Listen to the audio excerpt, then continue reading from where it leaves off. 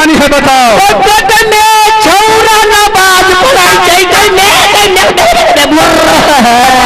पेट में क्या हो गया? दिखाओ कहाँ भूल हो गया? अरे बेहुदा वो तो ढोरी है, ढोरी है तुमको रे। अच्छी नहीं बोलो किसी ढोरी है हरे को दिक्कत है ओ मालिक धुआं पोता सब जब ढोरी है। मैं तुमको इससे पहले क्या कहा था? और गहीर में खाइए ना तो हम अनुमान लगेली कि तू भूल भाग नहीं, लेकिन तू खाए तब नहीं रहे। क्यों किया? कान में दे रही है मालिक। सब भेड़ लोग दोनों कईयों कान में निकली रहे। वही बकाया था वह पार्टी रही तो ये मजाक हमरा नहीं ठीक लगे छा। मजाक तरीका से करे। I am sorry. राज दरबार के अंदर नाचने वाली लड़की लोग जो रहती है अपने राजमाता किला में, हाँ वो इसी समय है या नहीं सो बताओ। जाओ उसको इज्जत के साथ बुलाकर हमारे सिंहासन के पास ले आओ। हाँ यार नहीं तो फोन करो। हाँ जाके समय नहीं चाहिए आप। हाँ फोन को दुनिया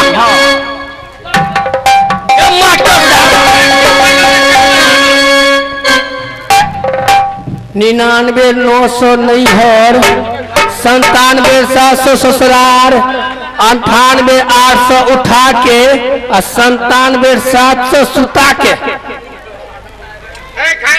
hello hello hello hello hello क्या चाहिए मैयो? अच्छा गोर लगे मैयो ये तोरी बोले सौसे में घुस गए लिखे रहो। क्या हो गया तुम पर? अरे बस सौस में ध्यान के रोल नंबर लग गए मैयो गोर लगे छे लिखे रहो। बाबू बहारे में छे। हाँ अखनी असगोरे में घर में छथी। हाँ हाँ हमें आइए आओ ना गई मैं की लियो मालिक हमर अनहरिया रात में घर में 100 ससगोरे से डोर है जब जाई छी कनी। अरे बेटा ससुर गांव में नहीं है, वो प्रदेश चला गया है। हाँ तुम वहां पर अभी नहीं जाओ। सास का डोर है ना। तुमको पत्नी कहाँ पर है? ओतई छे तब जा सकते लेकिन आज नहीं जाने देंगे। अच्छा 62,364,99,76,80। हेलो है अरे लड़का भाई सानिया जी तुमको यहाँ जा रहे मेरे मालिक को मिजाज थोड़ा गर्म हो गया है। आ रहा हूँ मामला गर्म है। मेरा मालिक रोज को रोज घी पीता है, उसको थोड़ा सा थोड़ा वोल्टेज बढ़ते जा रहा है। आकर उसको थोड़ा सा ठंडा आ रही हो।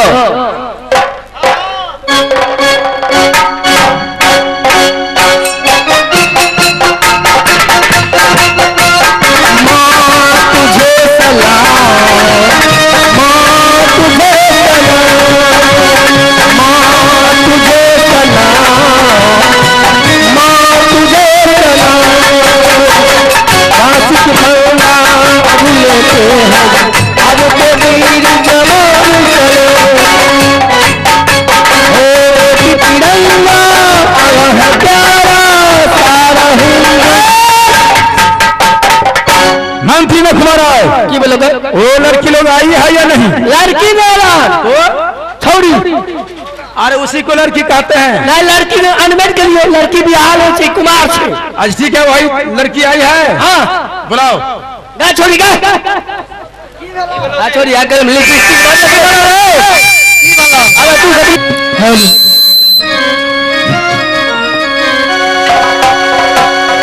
मंत्री ने कुमार महाराज ये रिकॉर्डिंग डांस देखकर मेरा दिल खुश हो गया। अब मैं यहाँ से जा रहा हूँ शिकार खेलने के लिए। तूने मैन गेट पर खुले पिता से पहरा मचाओ। ठीक है महाराज।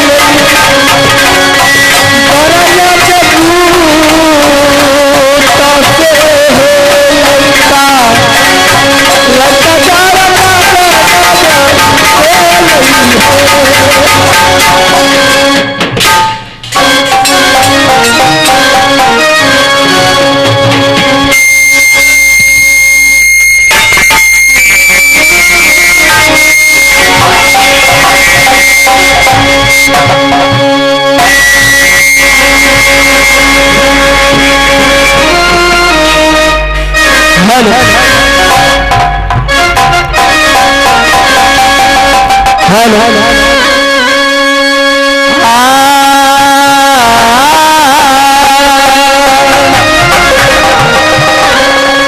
आगे प्रथा